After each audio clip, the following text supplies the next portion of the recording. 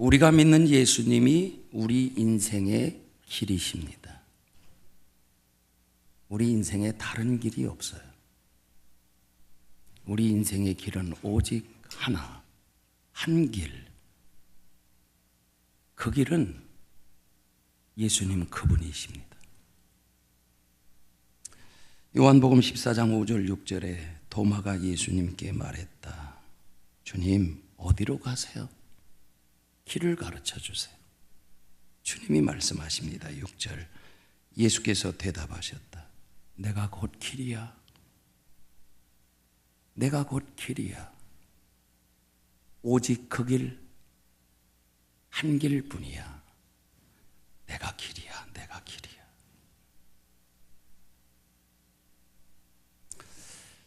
잠언 3장 5절 6절을 보면 하나님이 우리에게 이렇게 말씀하십니다.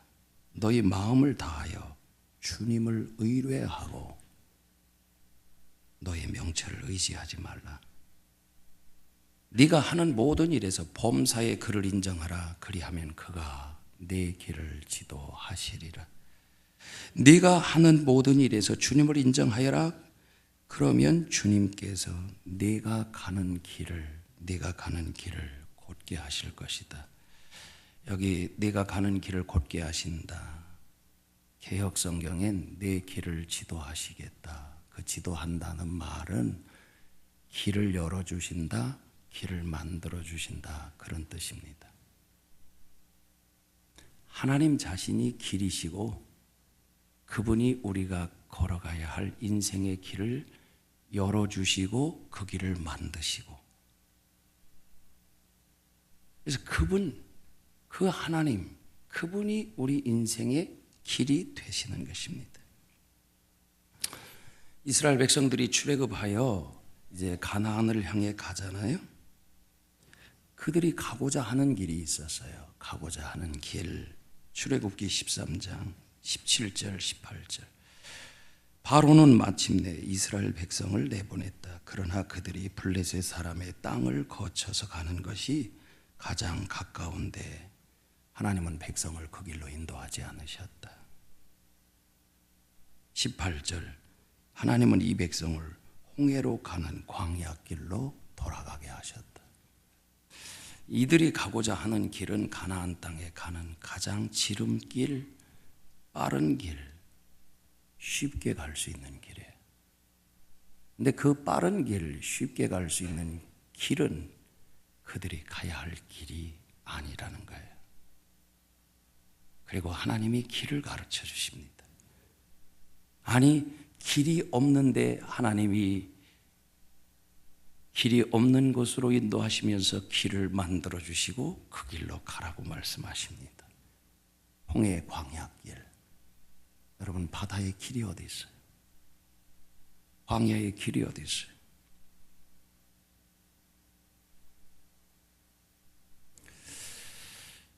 우리 모두는 다 인생을 쉽게, 빨리 어떻게 하면 인생을 살아도 지름길로 갈 수 있을까?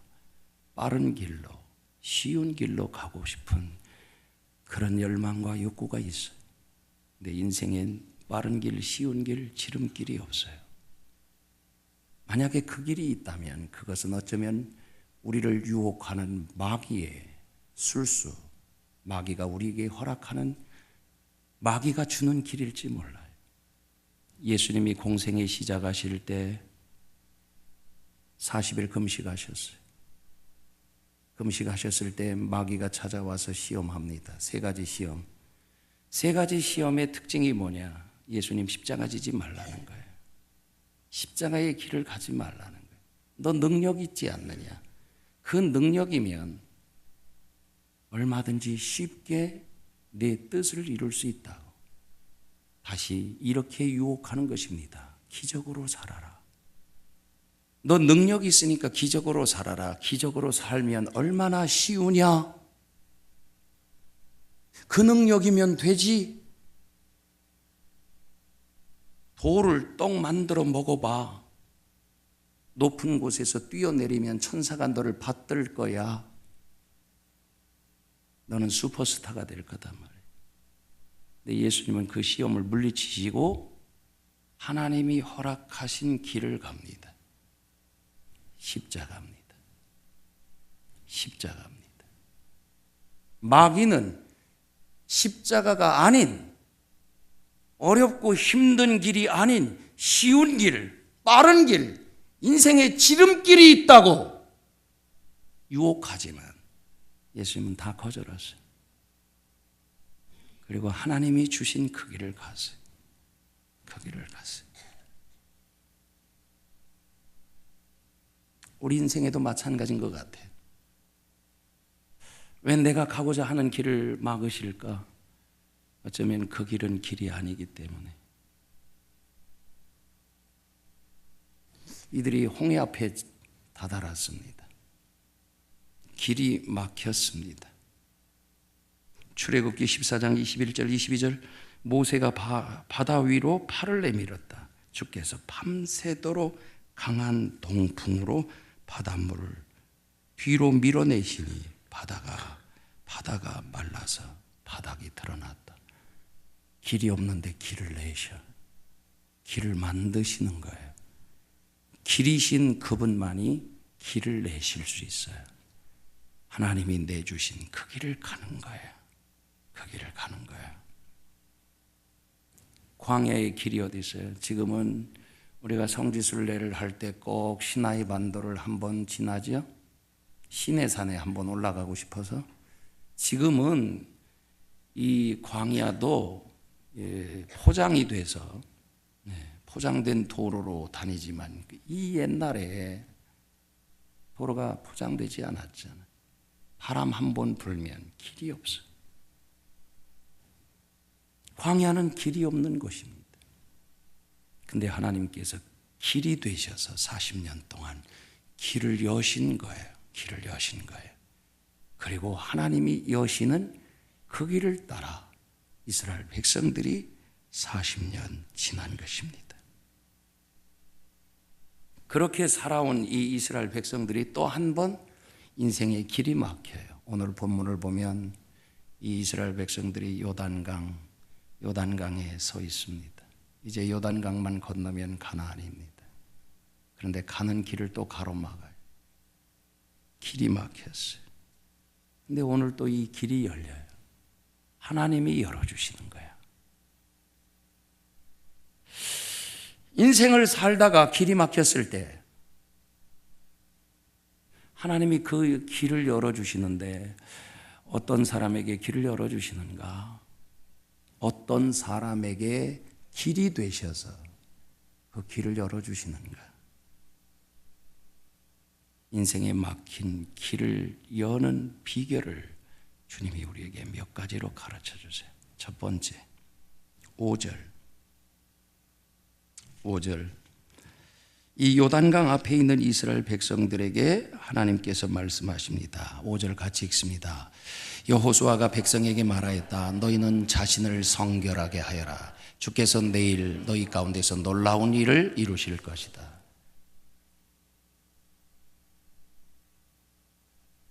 인생에 막힌 길을 여는 비결은 성결입니다. 성결. 하나님께서 여호수아를 통해 이스라엘 백성들에게 부탁합니다. 성결하고 기다리라. 내일 길이 열릴 것이다. 성결하라. 성결하라. 다른 어떤 말씀을 하시는 것이 아니고 성결이 먼저라고. 성결이 먼저라고. 거룩, 성결. 성결하라는 말씀은 어떤 뜻인가요? 스스로 성결케 하라. 자신을 거룩케 하라. 이 말씀은 너 먼저 너 자신을 변화시켜라. 그런 뜻이에요. 인생이 안 풀릴 때, 문제를 만났을 때, 답답하리만큼 인생의 길이 막혔을 때 우리가 먼저 해야 될 일, 환경을 변화시키는 게 아니고 자기 자신을 변화시키라. 자기 자신을 변화시키는 것을 주님은 이렇게 말씀하셨어요. 성결하라. 거룩하라, 거룩하라. 우리는 문제를 만나면 우리 자신을 보지 않아요. 환경을 봐요. 문제를 봐요. 그리고 환경을 변화시키려고 몸부림쳐요. 하나님은 이렇게 말씀하세요. 환경을 변화시키지 말고 너 스스로 변하고 너 스스로를 변화시켜라. 이 인생이 막힌 원인이 밖에 있는 것이 아니라 우리 안에 있다는 것입니다. 스스로 성결케 하라는 그 말씀은 문제의 원인을 밖에서 찾지 말고 우리 안에서 찾으라는 것입니다. 스스로 성결케 하라는 말씀은 우리 안에 하나님이 기뻐하시지 않는 것이 있으면 그 문제 해결하라는 것입니다. 그리고 난 다음에야 거룩해 될 수 있는 것입니다. 그리고 기다리라. 그리고 내일을 기다리라. 이사야 59장 1절 2절. 주의 손이 짧아서 구원하지 못하시는 것도 아니고 주의 귀가 어두워서 듣지 못하시는 것도 아니다. 오직 너의 죄악이 너희와 하나님 사이를 갈라놓았고 죄 때문에 하나님이 너희 기도를 들으시지 않는 거야. 우리 인생의 앞길을 가로막는 게 뭐예요? 죄라는 거예요. 하나님이 능력이 없어서도 아니라는 거예요. 구원할 능력이 부족해서도 아니고 하나님이 귀가 먹어서 우리의 소리를 못 듣는 것이 아니라는 거예요. 그 어떤 것이 아닌 죄가 우리 인생을 가로막고 있다고요. 가로막고 있다. 그러면 죄 문제가 해결되면 길이 열리는 거예요. 여러분, 이 죄의 문제가 해결되면 하늘이 열립니다. 하나님과 우리 사이에 막힌 것이 해결되면 하늘이 열리는 것입니다. 여러분, 열린 하늘을 가지고 사는 것이 축복이잖아요. 이스라엘 백성들이 여리고를 무너뜨렸죠. 난공불락이라고 하는 여리고성을 무너뜨렸어요. 그리고 만난 성이 아이성이었어요. 아주 작은 성. 이스라엘 백성들도 여호수아도 아주 쉽게 생각한 아이성과의 싸움에서 이스라엘 백성들이 희생자가 나고 전쟁에서 패하게 되죠. 여호수아가 하나님 앞에 나가 울면서 기도합니다. 하나님, 어찌 이런 일이 있나요? 어찌 이런 일이 있나요? 하나님께 물었어요. 하나님 말씀하셨어요. 여호수아 7장 10절 이하에 주께서 여호수아에게 말씀하셨다. 일어나라. 왜 엎드려 있니? 11절 이스라엘이 죄를 지었다. 죄 때문이야. 그들이 가는 길을 누가 가로막아요? 아이성이 아니에요. 하나님 지적하세요. 너희들 속에 죄가 있느니라. 하나님, 죄가 있다니요. 아니, 죄가 있다니까. 그래서 제비를 뽑아보니까 아간이라는 사람이 여리고 성을 무너뜨렸을 때 아무것도 취하지 말라고 했는데 그가 취하고 감춰두고 거짓말하고 숨겨진 죄가 있었어요. 숨겨진 죄. 이스라엘 백성 아무도 몰랐어요. 여호수아도 몰랐어요. 오직 죄 지은 한 사람만, 그리고 모두 몰랐어요. 그런데 저들이 실패한 원인이 숨겨진 죄에 있다고. 그리고 주님이 말씀하세요. 13절에서 죄가 있다고 말씀해 주시면서 그리고 말씀하세요. 13절 일어나서 백성을 성결하게 하여라. 너는 그들에게 말하여라. 너희는 스스로 성결하게 하여 내일을 기다리라. 성결이 먼저라는 거예요.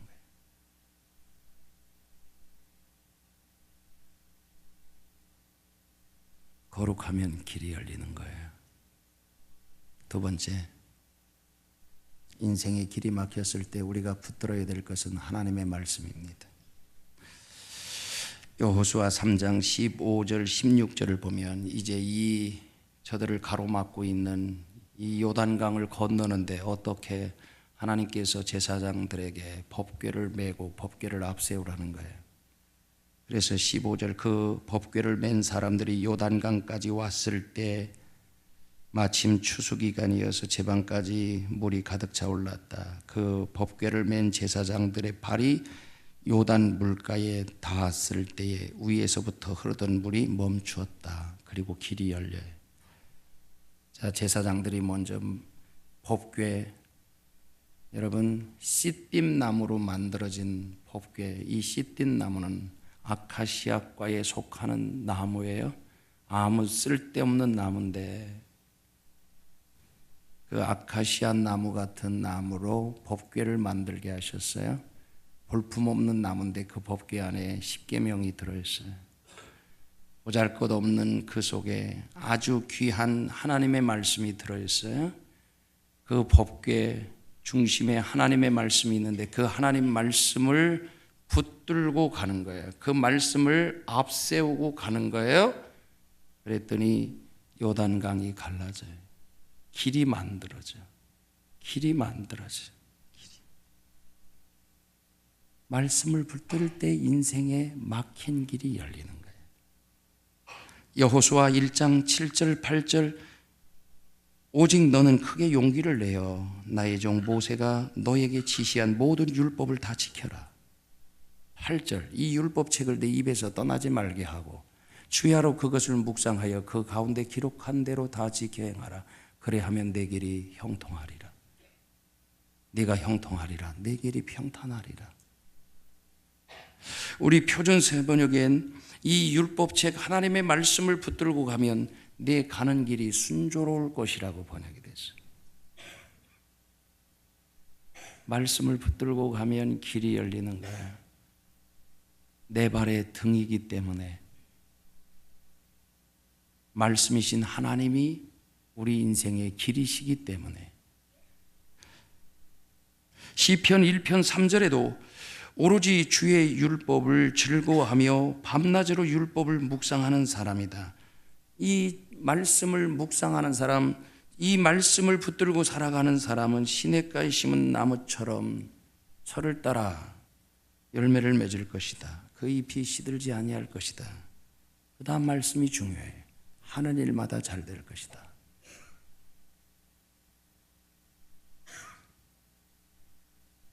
거룩, 그 다음에 하나님 말씀이에요. 그 다음에 하나 더 있어요. 1절입니다. 1절 같이 읽을까요? 여호수아는 아침 일찍 일어나 모든 이스라엘 자손과 함께 시딤을 떠나 요단강까지 왔다. 그들은 요단을 건너기 전에 그곳에 진을 쳤다. 하나님이 그들에게 말씀하십니다. 이제 길을 여시는데 어떤 사람에게 하나님이 이스라엘 백성에게 뭘 부탁하십니까? 일찍 일어나라. 세 번째, 새벽을 붙드는 겁니다.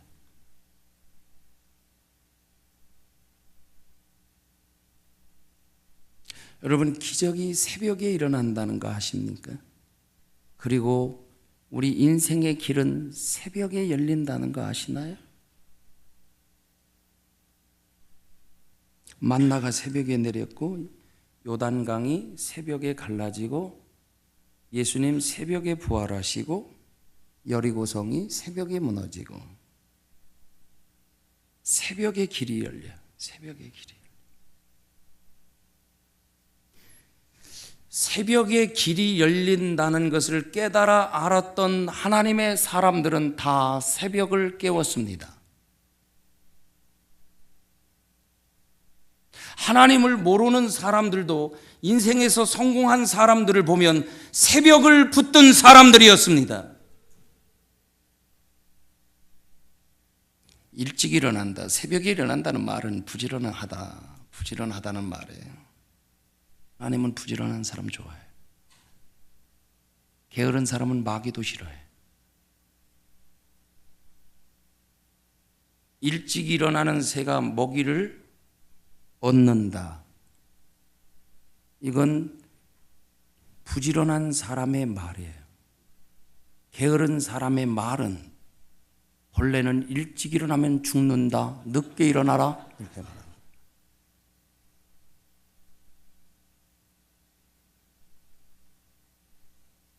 일찍 일어나는 새가 먹이를 얻는다는 말은 일찍 일어나는 사람에게 기회가 주어진다는 거예요.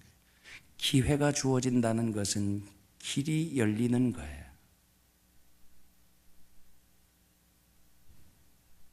새벽을 깨우는 자에게 기회가 주어져요. 기회가 주어지는 것은 인생의 길이 열리는 거예요. 새벽에 일어난다는 말은 부지런하다 그런 의미도 있고 또 하나 최선을 다한다는 의미예요. 새벽부터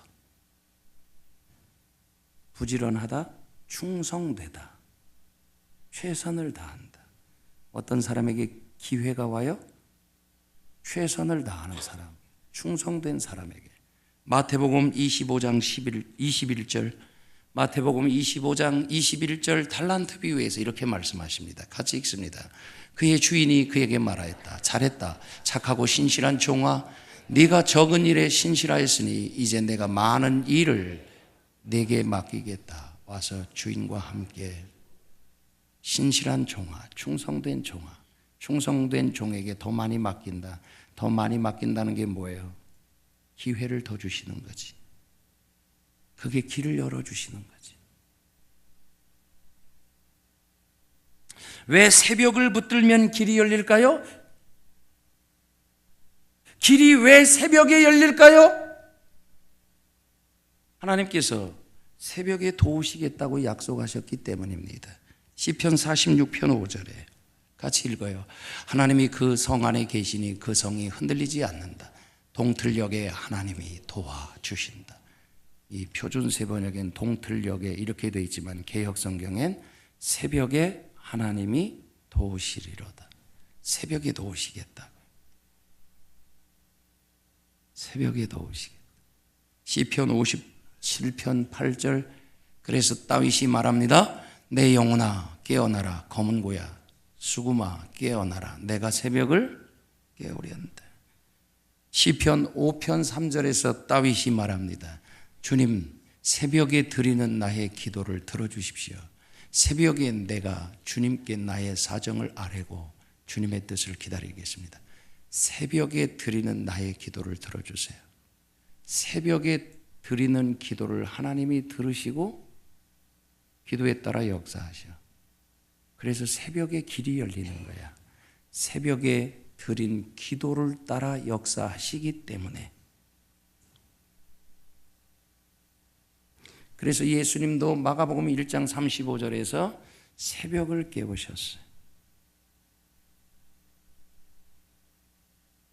그리고 열어주시는 그 길로 행하신 거예요. 하나님께서 한국 교회에게 주신 가장 귀한 선물 하나 있습니다. 한국 교회에게만 주신 선물이 하나 있습니다. 새벽 기도입니다. 길선주 목사님을 통해서 시작된 새벽 기도는 닫혀있던 조선을 열었습니다. 가난했던 조선을 열었습니다. 아펜젤러와 언더우드가 이 땅에 왔을 때 하나님 아무것도 보이지 않습니다. 조선 미래가 보이지 않습니다. 조선은 길이 없습니다. 길이 없습니다. 막막하기 그지없습니다. 그런 조선이었습니다. 네, 하나님이 새벽을 깨우게 하셨습니다. 길선주 목사님이 새벽을 깨웠더니 그 다음에 새벽종이 울렸습니다.